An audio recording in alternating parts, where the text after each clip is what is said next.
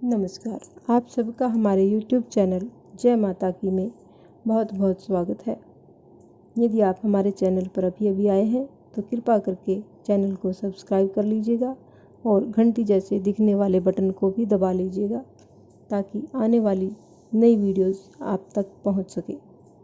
आज हम करेंगे नाग पंचमी की कहानी, कैसे किया जाता है नाग पंचमी का व्रत और उसकी कहानी, ये दोनों यहाँ पर आज हम करेंगे। पहले सावन शुक्ल पंचमी को नाग पंचमी होती है। चौथ के दिन शाम को मोठ चने भिगो दें, रात को खाना बनाकर रख दें, दूसरे दिन ठंडी रोटी खाएं।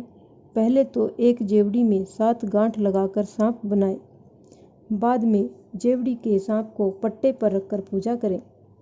जल, कच्चा दूध, बाजरे का आटा, घी, चीनी मिलाकर लड्डू बनाकर चढ़ाएं।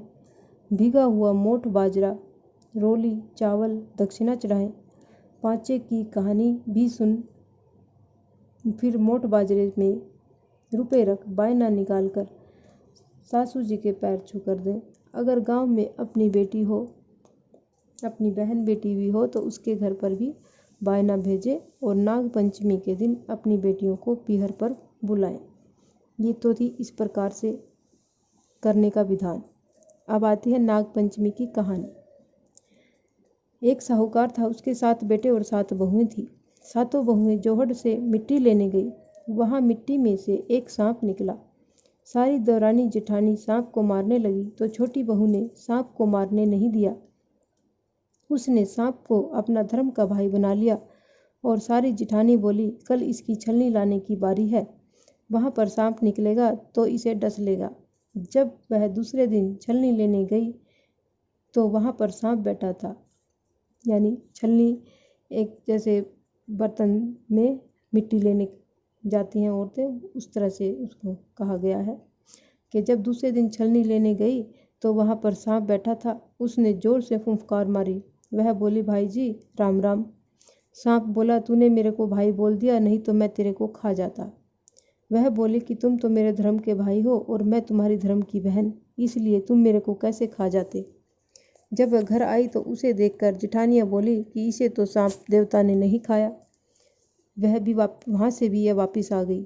थोड़ी देर बाद सांप धर्म का भाई बनकर उसको लेने आ गया और बोला कि मेरी बहन को भेज दो। तब जेठानियाँ बोली कि हमारा तो पीहर भी है, जब भी कोई लेने नहीं आया और इसका पीहर नहीं है तब भी इसका भाई लेने आ गया। बाद में इसको सिर धोकर मेहंदी लगाकर और सामान इकट्ठा करके भेज दिया। पीहर पहुंचकर सांप की माँ ने उसकी खातिरदारी की। एक दिन उसकी पड़ोसन से लड़ाई हो गई तो उसका धर्म भाई अपनी माँ से बोला कि अब बहन को ससुराल भेज दो।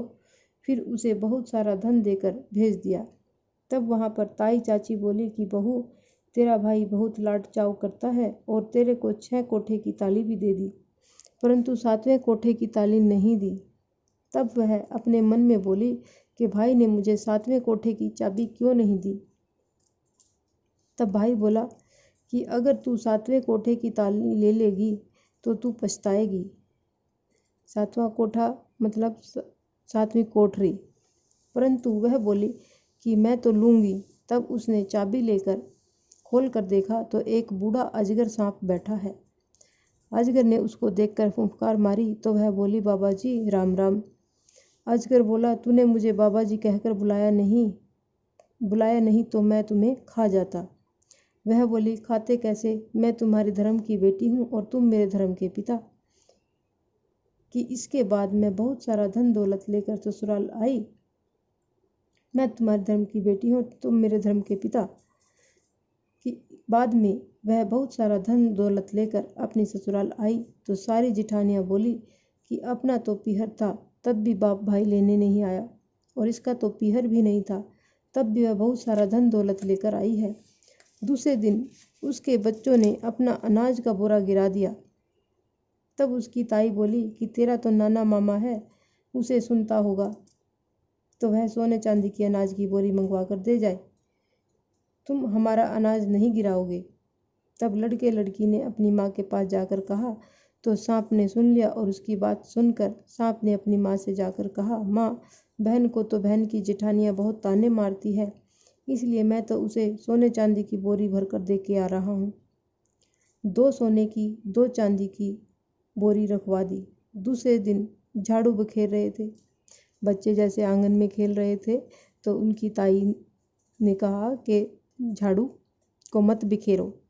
दूसरे बच्चों ने झाड़ू को बिखेर दिया तो ताई बोली कि तुम्हारे नाना मामा तो अजगर और सांप है, वह तो सोने चांदी के बनवा देंगे, इसलिए हमारी झाड़ू मत बिखेरो। अब सांप अपनी माँ से फिर जाकर बोला कि बहन को तो उसकी जेठानियाँ ताने मार रही हैं, इसलिए मैं तो सोने चांदी की झाड़ू देकर आऊँगा, और झाड़ू बनवा कर दे आया। तब यह देखकर जेठानी ने ताने मारने बंद कर दिए। तब जेठानी ने राजा से कहा कि हमारी देवरानी के पास तो 9 लखा हार है, वह उसके क्या अच्छा लगेगा, वह तो रानी को अच्छा लगेगा। उसने साहूकार के बेटे की बहू को बुलाया और कहा कि वह हार तेरे को अच्छा नहीं लगेगा, इसलिए यह हार मेरी रानी को दे दे।